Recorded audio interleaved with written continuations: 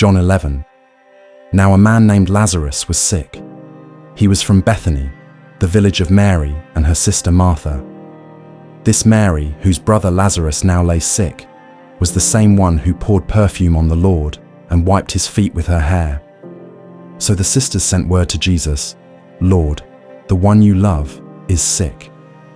When he heard this, Jesus said, "This sickness will not end in death. No, it is for God's glory, so that God's Son may be glorified through it." Now Jesus loved Martha and her sister and Lazarus. So when he heard that Lazarus was sick, he stayed where he was 2 more days.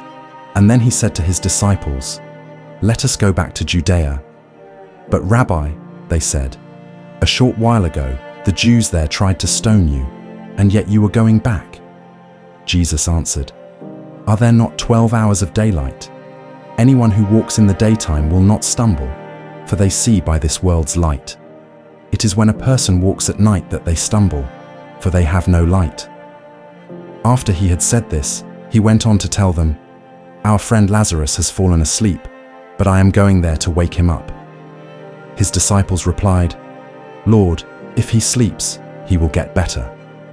Jesus had been speaking of his death, but his disciples thought he meant natural sleep. So then he told them plainly, "Lazarus is dead, and for your sake I am glad I was not there, so that you may believe. But let us go to him."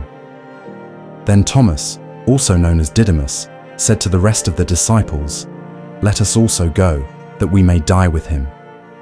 On his arrival, Jesus found that Lazarus had already been in the tomb for 4 days.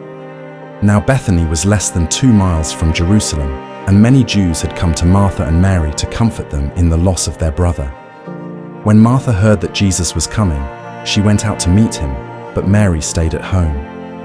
"Lord," Martha said to Jesus, "if you had been here, my brother would not have died. But I know that even now God will give you whatever you ask."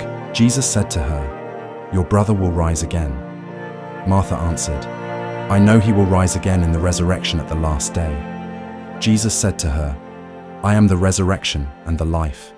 The one who believes in me will live, even though they die, and whoever lives by believing in me will never die. Do you believe this?" "Yes, Lord," she replied. "I believe that you are the Messiah, the Son of God, who is to come into the world." After she had said this, she went back and called her sister Mary aside. "The teacher is here," she said, "and is asking for you." When Mary heard this, she got up quickly and went to him. Now Jesus had not yet entered the village, but was still at the place where Martha had met him. When the Jews who had been with Mary in the house, comforting her, noticed how quickly she got up and went out, they followed her, supposing she was going to the tomb to mourn there. When Mary reached the place where Jesus was and saw him, she fell at his feet and said, "Lord, if you had been here, my brother would not have died." When Jesus saw her weeping, and the Jews who had come along with her also weeping, he was deeply moved in spirit and troubled. "Where have you laid him?" he asked. "Come and see, Lord," they replied. Jesus wept.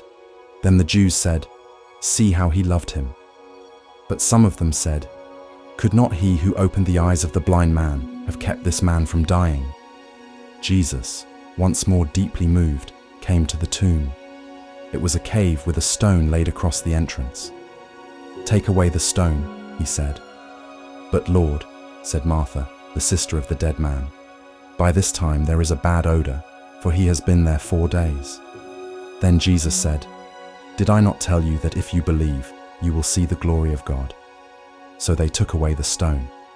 Then Jesus looked up and said, "Father, I thank you that you have heard me. I knew that you always hear me, but I said this for the benefit of the people standing here, that they may believe that you sent me." When he had said this, Jesus called in a loud voice, "Lazarus, come out." The dead man came out, his hands and feet wrapped with strips of linen and a cloth around his face. Jesus said to them, "Take off the grave clothes and let him go." Therefore many of the Jews who had come to visit Mary and had seen what Jesus did believed in him. But some of them went to the Pharisees and told them what Jesus had done. Then the chief priests and the Pharisees called a meeting of the Sanhedrin. "What are we accomplishing?" they asked.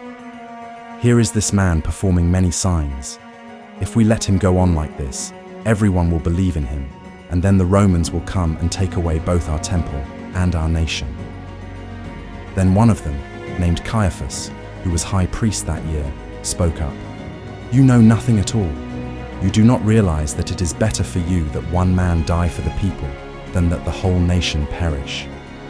He did not say this on his own, but as high priest that year, he prophesied that Jesus would die for the Jewish nation, and not only for that nation, but also for the scattered children of God, to bring them together and make them one. So from that day on, they plotted to take his life. Therefore, Jesus no longer moved about publicly among the people of Judea.